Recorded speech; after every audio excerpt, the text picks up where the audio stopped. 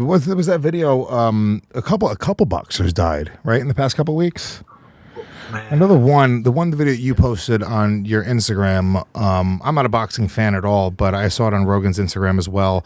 Was the cornerman arguing with the guy as he's, very, very out of it, obviously taking a lot of damage, saying that he's going to stop the fight, and the guy's telling him not to. Well, I feel bad because I'm not getting their names. What was his name again? What was his name? Because, I feel bad. So, Harrington, Maxim Dadashev. I think that's the guy we're referring to here. Yeah, it was awful. I saw it on... I'm not sure whose it was. I reposted it. It was powerful, His cornerman is in the, I think it was the 10th round or the 11th round. And the cornerman's imploring him, saying, listen, I'm stopping the fight. You're getting hit too much. Oh, yeah, play it. Let's take a look. This is awful. Okay? I'm going to stop the fight. Max, I'm going to stop it. Max, you're getting hit too much. You're getting hit too much, Max. Please, Max, please, let me do this, okay? Okay? Look at me. Please. Please, you're getting hit too much, Max. If I don't, they're gonna do it. You understand me? If I don't, the referee's gonna do it. Please, Max. It's the final round. Wow. Come on, Max, please. Come on, you gotta be honest with me, Max. Doc, actually stop it, Doc. They do stop it though. Yeah. I was just Googling his career because unfortunately, I wasn't particularly familiar with him. I mean, that is just heartbreaking to see. I mean, you see something like that, and that is like something from a Rocky movie. You know what I mean? The coach is in the corner saying, "No, Max," and you can see the fighter. You see the fight in him. He didn't want to stop. He didn't want to give up, and it's just so sad because he's not with us anymore. And if I'm not mistaken, I believe he has children as well. I'm looking at his career here. Yeah, 14 and his record was 13-1. I'm assuming that one is the fight that unfortunately that he took part in last week. But it's just so sad, and it just highlights again how dangerous this sport is. I mean, mixed martial arts, boxing. Unfortunately, we've talked about this before. There is more deaths in boxing. We haven't really had them in the ring in mixed martial arts. We have had it actually in MMA around the world, but not in the UFC yet. But geez, that just breaks your heart, doesn't it, Lewis? Yeah, it does. It's particularly macabre. It's your word. Watching sort of like it's dark. The conversation. Let's not put light on a bad situation. It's not light. That's not light. I'm saying watching the video is very morbid. He dies from those injuries. He already has the injuries in that video. Yeah. It's like watching a person after a car accident lying on the ground. It's very chilling and bizarre and sad, and it's like.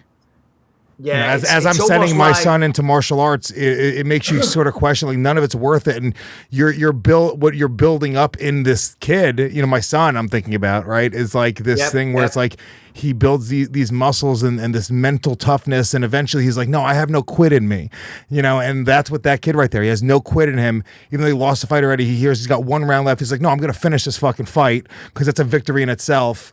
And because that's like a moral victory. You know what I mean? It's like, okay, I know I'm not winning this fight, and I know that I've got no chance of pulling this back on the scorecards, and I'm probably not going to knock him out in the last round. But as a fighter, you're like, well, listen, I've gone through this much damage. Let me go out there for another 3 minutes. You know what I mean? Let me at least be able to say I went the distance. Yeah, and I understand that mentality. I understand that mentality because we have our pride as men. But that's why coaches are there to protect you from yourself. And respect to that cornerman. Because the guy, I mean, unfortunately, I didn't see the fight, so I can't comment too much. But he didn't look too visibly beat up, but obviously he must have been taking a lot of shots, A, because of what happened to him, and B, for his cornerman to be saying, listen, you're getting hit too many times.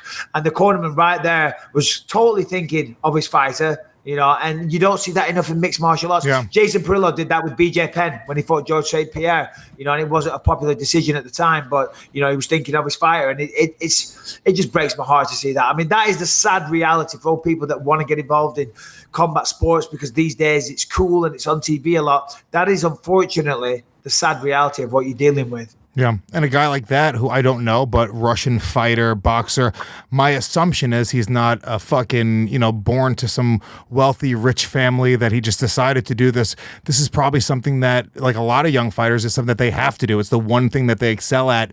And from the time they're a little kid, it's the one thing that they're dreaming about. And to have the thing, I mean, look, they say, I mean, I guess a fighter, if I don't know, maybe I'm wrong. You have kids, it's a different thing, but maybe, they say dying doing what you love is sort of like the fantasy. So it's like, maybe a fighter would want to go out like that, and that would be the way. But no matter what way you want to slice it, it's just such a sad thing watching somebody just trying to live his dream and getting killed because of it. And there's nothing else there to be done.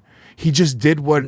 It's an accident, and it's built into the sport, and it's brutal, and it just makes you sort of appreciate.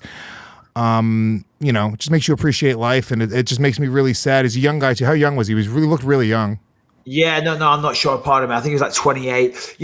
When you see that, Lewis, because people ask me this question all the time, and God bless this, R.I.P., rest in peace, all that, and super, sincere condolences to your family and your loved ones and everybody, because I can only imagine what they're going through.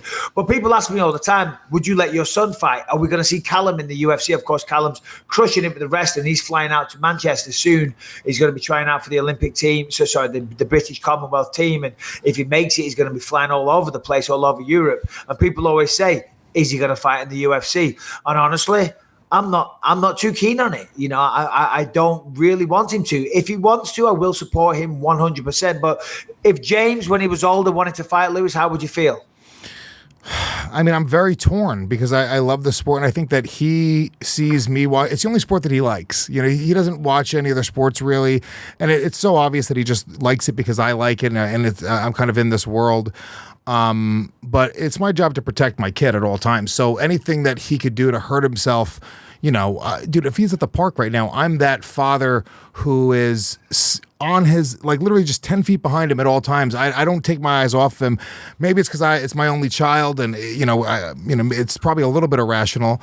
But yeah, I'm very torn because I love the fact that he's learning this martial art. Can you make it split screen again, Brian? I'm sorry. I just want to see Mike. I can't see him. Yeah. I hate that. I hate that when you go full screen on each person, by the way. Anyway, yeah. Carry on. So, but it's like, I'm very torn because I want him to learn this martial art. And he's in a position now where he's been doing it for 6 months. And I think if a bully were to actually get on top of him and start hitting him, I think he could actually apply what he's learned in jiu-jitsu already and get himself out of a situation. Very strong kid. Really strong kid. I mean, let's remember, this is the kid that's getting bullied in jiu-jitsu right now. Yeah, but that kid's been doing it longer. He's using jiu-jitsu to bully him. Listen. This is the kid. We don't have to worry about James fighting, okay? He's going down to the namby-pamby jiu-jitsu dragon class, you know what I mean? And they go, do, and he can't even handle that. So, he's going to be fine. I don't think he's going to be a professional fighter. Perhaps a poet, perhaps a dancer, perhaps, something more feminine like that would suit James. Yeah. Well, I like the fact that he has this muscle memory built into him, and but at the same time, like, you sort of have this thing now where he's like in this world of people that are trying to prove their toughness, trying to prove how alpha they are, trying to, and he doesn't really need that. He doesn't need to, like, I'm just rambling here, but look, it's a difference between me. All right, you don't know this because you're a fucking fighter and you've been for basically as long as you can remember, right? Yep. Men, when we walk down the street, most guys, we have a weird need to prove our toughness. There's a weird thing inside of us where another guy looks at you and you make eye contact with him back, and now you're in a weird thing for no reason. There's just like, because both of you, your parents didn't fucking hug you enough or didn't read you at night, and now you need to prove this toughness to the world. And I think fighters don't have that. You don't need to prove that you're tougher than most men walking down the street because you kind of know it. You walk around with a different type of confidence. So I like the fact that I'm instilling that in my son, but I feel like it could bite me in the ass because if he comes to me one day when he's 13 years old, 14 years old, he's been doing jiu-jitsu for 8 years, and he's like, dude, I really want to do this. Then it beats my ass. Kicks your ass. You're like, James, tired of your room? He's like, no. And then you walk over to him and he cracks you round the head. He's like, listen, Dad, and gets you in a fucking arm lock. Get out of my room, make me a sandwich. I'll be here when you're ready. You know, it's funny that you mention that because, you know, as fighters, we don't feel the need to walk around and kind of prove ourselves and puff our chest out. In fact, I'm the exact opposite, you know, unless you're having an argument and you get heated, then, you know, things change then. But generally, I walk around and, you know, I'm not trying to prove myself at all. It's the opposite. But people, other like alphas trying out alpha me. It's so funny. You know, like when I meet guys that are supposedly like they're in their circle, they're the tough guy. Do you know what I mean? They're the ones, they feel threatened by me. And so then they have to like show the world that they're not scared of me and they have to bust my balls. And I kind of get bullied. Do you know what I mean? Because they're like trying to be a dick with me to show everybody that, look, I'm not scared of him. I'm going to give him shit. When I'm just sitting there, I'm being nice. I worked with a guy recently on some show and he just kept doing that to me. And if I wanted to, I could have just snapped his neck like a twig. Do you know what I mean? But he was just going on. And I was like, I'm going to fucking kill this guy. Why is he doing this? I'm like the worst person to do this to. Do you know what I mean? But he was trying to show everybody, look at me. I'm a tough guy. I'm giving him shit. And I was literally being so nice. And I called Jason Perillo. I'd be like, I'd tell him about it. I'm like, I'm going to fucking kill this guy, Jason. And Jason would be like, Mike, kill him with kindness. Just kill him with kindness. I'm like, yeah, you're right. So the next day I go in and I'm like, hey, how you doing? And I'd be as nice as I could. And he'd take that as weakness and just throw it back in my face and keep giving me shit. And this guy has no idea and he shall remain nameless. But I'm like, I'm going to fucking kill this guy. I am going to fucking kill this guy. You know what I mean? But name honestly, names. Who is it? Say it. You can say it. No. But you don't understand. You don't understand that type of stuff does happen a lot.